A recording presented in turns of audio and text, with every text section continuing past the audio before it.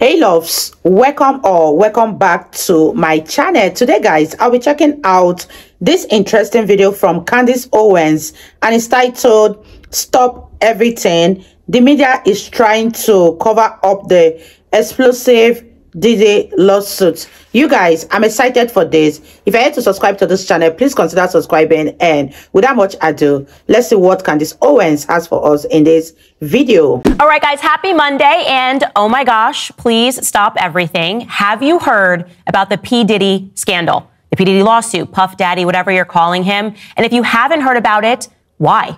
Because the media in Hollywood are clearly trying to bury it. That is why, but don't worry, we are going to discuss it.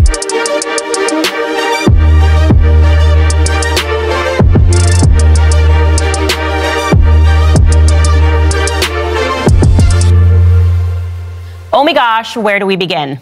All right, well, he's changed his name many times over the years. You might know him as Sean Combs, Puff Daddy, Puffy, Puff, P. Diddy, or just Diddy, the D, the I, the D, the D, the Y. Okay, well, there have always been rumors, and quite frankly, I always thought that they were conspiracies because they sounded crazy. First and foremost, rumors that he was gay.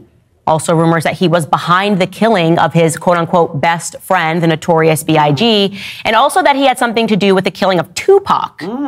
Well, last year, things got interesting because Combs' ex, her name was Cassandra, she went by Cassie, and she filed a federal lawsuit against him in New York alleging years of assaults. Now, again, they dated for like more than 10 years, so she obviously was very close to him and knew his lifestyle.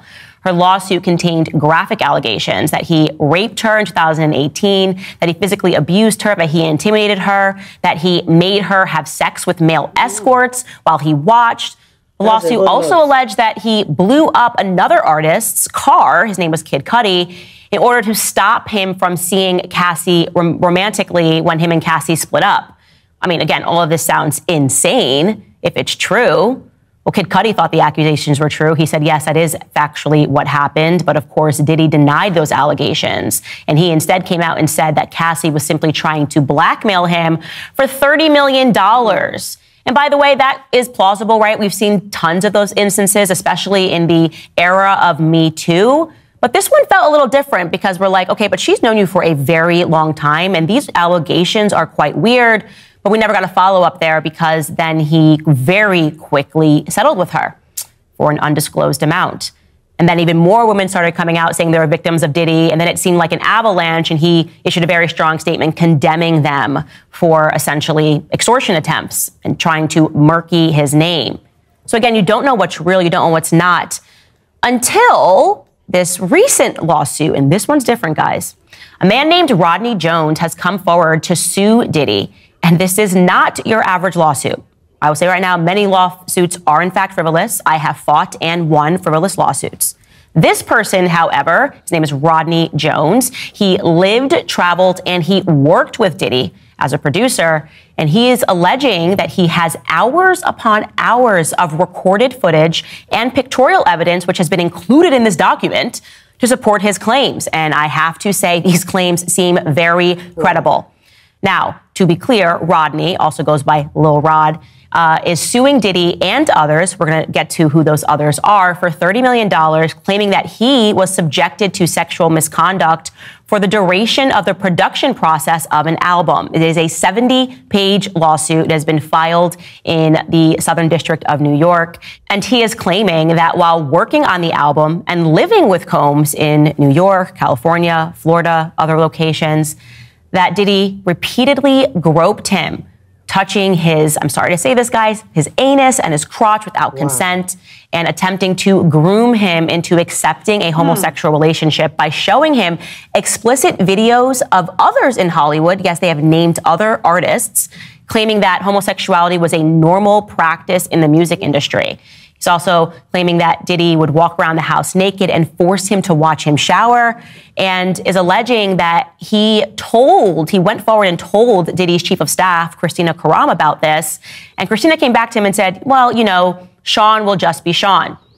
Wow, you guys, nothing surprises me when it comes to celebrities, because What they do behind closed door will leave your jaw dropping on the floor. For this man to boldly come out to sue Diddy, that means his evidence are very, very real.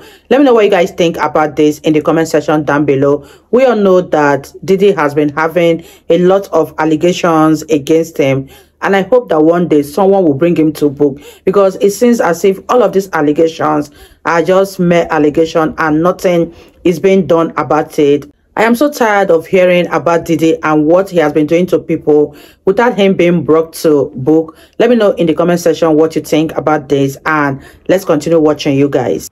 So we're going to go through some of these explosive claims. Again, right at the top, I'm going to make it clear so that I don't get sued that these are all allegations. Everything that I'm going to say after this is an allegation that is being claimed by Rodney in this lawsuit document, which we will include as a link for you guys if you're watching this on YouTube. So let's go through the big claims. Ready?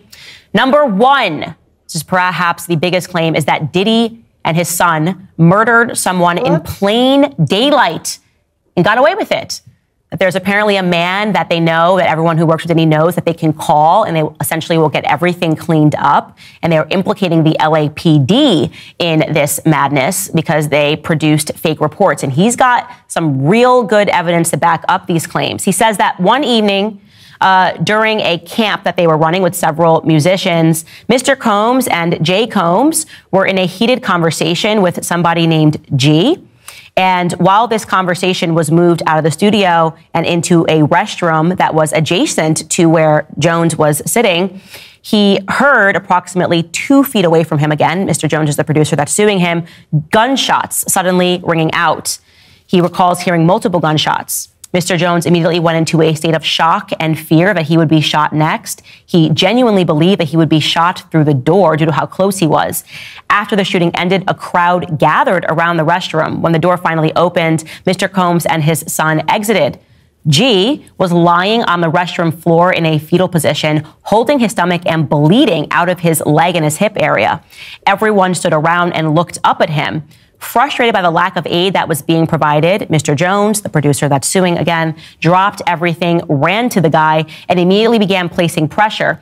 As he was applying pressure on his stomach, he realized that G was gushing blood from another area. He decided to lift G up and place him to sit on the toilet, and he asked the crowd to call the ambulance. Now, here is what is interesting.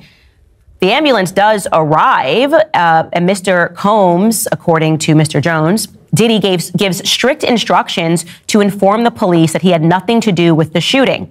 He also forced the producer to lie to the police by telling them that G was shot while standing outside of the studio. And the police just believed this, despite the overwhelming evidence that this shooting did not take place outside of the studio and that it instead took place inside near the bathroom. He includes in his lawsuit this photo of the bathroom and we are blurring it here, of the blood in that bathroom. And then it is stunning because he also shows how the media then reported it, right? A fake police report was produced and then fake headlines were the result. This is CBS News. Man shot outside party at Hollywood recording studio. The key word there is outside. How on earth could the LAPD be implicated in lying? Well, he alleges that there is an individual, again, that they know that they can call to clean up any types of murders. And that individual will make sure the right officers write down the fake police reports and that those are then fed to the media to cover up murder. The second big explosive thing that comes from this document are the allegations that Diddy hosts freak-offs, essentially sexual events to procure blackmail on other people in the industry. That they all come and they have these drug-fused parties with underage boys, with underage girls. And throughout this lawsuit, he names multiple current rappers that have been involved in these parties and are therefore existing under blackmail, right? So if you can suddenly record somebody and they're hooking up with a person that is underage, if you're doing drugs and Diddy has cameras on it, well then Diddy owns you. Which leads me to think, what even is gangster rap? It's a question that I have been asking a lot. It seems to me that there is something intentional, that they are intentionally feeding us filth via the media. And I wonder if a lot of these artists are existing within this blackmail ring. And also, where have we heard this before? Oh, yes, of course, Jeffrey Epstein. Wow, you guys, this is too much allegation against Diddy, and the fact that the evidence are so real. And I love the fact that this man came with real evidence. And with this kind of evidence, I don't know how the court or the media is going to manipulate this kind of situation. Let me know what you guys think about this in the comment section down below. And let's continue watching, you guys. Who was bizarrely protected. He was clearly an asset of not just the CIA, but also potentially the Mossad, very much involved with the Mossad over in Israel. And he too had so much access, so much wealth, and he got away with it for years, procuring what very clearly is blackmail on politicians. So what we are recognizing is that this ring also exists within Hollywood. Explosive allegation number 3 was that there's even a Ghislaine Maxwell, so to speak, a madame, and that is the other woman that is listed in this lawsuit. His chief of staff, Christina Karam. I don't know how journalists aren't interested in figuring out who this woman is. Her job, as alleged in this lawsuit, was to keep Diddy high. I'm going to tell you what this lawsuit says explicitly about her. According to Mr. Jones, during the 13 months he lived and traveled with Diddy, he witnessed defendant Karam openly order her assistants to keep Mr. Combs high off of gummies and pills. Defendant Karam required all employees, from the butler, the chef, to the housekeepers, to walk around with a pouch or a fanny pack filled with cocaine, GHB, ecstasy, marijuana gummies, and Tukey. I don't know if I'm saying that right. That's a pink drug that is a combination of ecstasy and cocaine.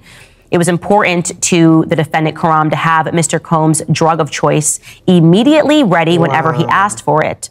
She also ordered, allegedly, sex workers and prostitutes for Mr. Combs, and would order the distribution of ecstasy, cocaine, GHB, ketamine, marijuana, and mushrooms to Mr. Combs and his celebrity guests who were present on his rented yacht and in his homes throughout LA, New York City, and Miami. And he alleges that he was also forced to keep that drug in a pouch on him at all times against his will. Again, this is explosive. He even lists everybody in the ring. He says that it is Diddy's son, Justin, that solicits the prostitutes and the underage girls and the sex workers, allegedly, for these freak-offs. He also lists Stevie J, who recruits the sex workers and attends and participates in the freak-offs, and another young man named Brendan Paul, who works as Mr. Combs' mule. He acquires and distributes all of the drugs and the guns. Again, we won't have time to go through everything in this document, but I encourage you guys to read it because it is stunning. And yes, Christina Karam apparently even instructs them to mix those drugs into the liquor when these women are invited over. So why is the media not interested in this story? Well, here is explosive allegation number 4 coming from this lawsuit.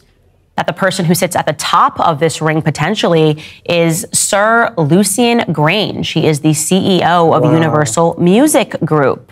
He is also being sued. He has also been named as well as Universal Music Group. And he is, as a fact, one of the most powerful men in Hollywood. He runs, again, Universal Music Group, which is huge. Well, Rodney, the producer, is alleging that when Lucian would visit Diddy's house, the two of them would go into Diddy's bedroom and be locked up in there for hours. What does that mean? What are we supposed to think of that? By the way, I looked into Lucian, obviously, because I was fascinated by this document, and I find it really bizarre that he completely changed his name. He used to be Michael G., the son of Cecil G., who was a huge tailor in London. I found that in this old article, The Guardian. The headline is "Forgotten and Overlooked: How Jewish Designers Dressed the Beatles and Changed Global Fashion." And in this article, there's a picture of Lucian. He was then, again, Michael G. He's sitting with his father, Cecil G. And it's just bizarre that also his father changed his name. In the article, it tells you that his father used to be Sasha Goldstein. So Sasha Goldstein became Cecil G., who gave birth to Michael G., who is now Lucian Grange. I mean, totally bizarre rabbit hole if you guys want to look into it. I just thought it was weird. I did a cursory search and found all of that. Perhaps most crucial, though, in the lawsuit is that, unbeknownst to Lucian, Diddy also has a ton of hidden cameras all throughout his house, including in his bedroom, which would perhaps suggest that the blackmail runs both ways. Maybe he also has blackmail on Lucy and Grange. Again, I don't know. I'm just telling you what's in this lawsuit and what we can derive from it if these allegations are true. And again, the fact that there are so many photos in this document at least proves that he does have evidence of some sort. Which brings us to number 5, and this is pretty explosive, that we can garner that Cat Williams was right. If you don't know who Cat Williams is, he is the comedian. He's been a comedian for a very long time, and he always just seemed like the funny guy in Hollywood, the funny guy amongst Black America. And last year, people were wondering whether or not he was crazy because he went on somebody's show and said that there was a ring in Hollywood. He actually named Diddy explicitly. He implied that Diddy was a gangster and that he had something to do with bizarre sex parties. Well, now Cat Williams is on Joe Rogan, the Joe Rogan podcast, and he is trying to signal to the world that people in Hollywood, that Hollywood altogether was built as a psychological weapon, so to speak. Take a listen to Cat Williams in his own words. Hollywood is not really there to entertain you. Like, that's great that that happens, but propaganda is something that is important to all civilizations. Sir, to why the media seems to be burying the story. You can't find it anywhere. Maybe it's because, well, a lot of them are implicated. This is the case of the dog that is not barking right now. It suggests to us that our media is definitively run by some sort of a gang that has amassed a ton of power and wealth via sexual blackmail. Again, we keep hearing this over and over again. At what point are we going to accept that this is true? When we wonder why our media is in lockstep lying to us. He's talking about a ritual where they don't even care. It's performative. They're going to keep men wear dresses until we accept that this is the new thing. He is implying that Hollywood intentionally was sent to make it so that we would accept the trans agenda, which is now everywhere. It wasn't here, now it's everywhere. And of course, if you think about the intelligence agencies potentially being involved, that they are in lockstep with our policing, like the LAPD at least is implicated in this as we understand it. If they are in lockstep with also journalists, well, then you have a case of what we recognized during COVID. It very much seemed like people were being sent to us to tell us things that we just knew was not true, but they were going to keep saying it until it was. So I want you to deeply consider that plausibility, that there is a ring that is operating. It's almost, to me, the only thing that makes sense. It's the only thing that adds up. There's just been so much obvious lying that is happening in the mainstream media.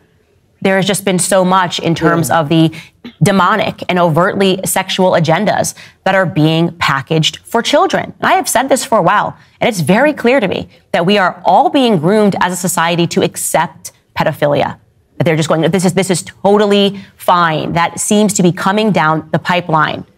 It's clear that there are politicians that are passing pieces of legislation through to support this perverted agenda. It's clear that the celebrities are supporting a perverted agenda. The music makers, well, maybe every single one of them, these individuals, are being blackmailed. Again, I think that is the only thing that makes perfect sense. And that's all I'm going to say about that. Wow, you guys, that was such an interesting one from Candace Owens. She really spoke a lot in this video, and one thing I have to add is it's very, very obvious that there is a ring that controls what goes on in the society and also control the mainstream media. Otherwise, all of these allegations that have been coming up against Diddy would have had him behind bar, but because of the kind of people that he mingles with, the kind of people that he plays with, everything can be tossed into the background and buried under the carpet. Let me know what you guys think about this in the comment section. Do you guys think this case is going to go far, or Diddy will eventually settle him as usual? And let me know what you guys think and your thoughts in the comment section down below. I really had fun reacting to Candace Owens, and I'll see you all in my next video. Bye guys.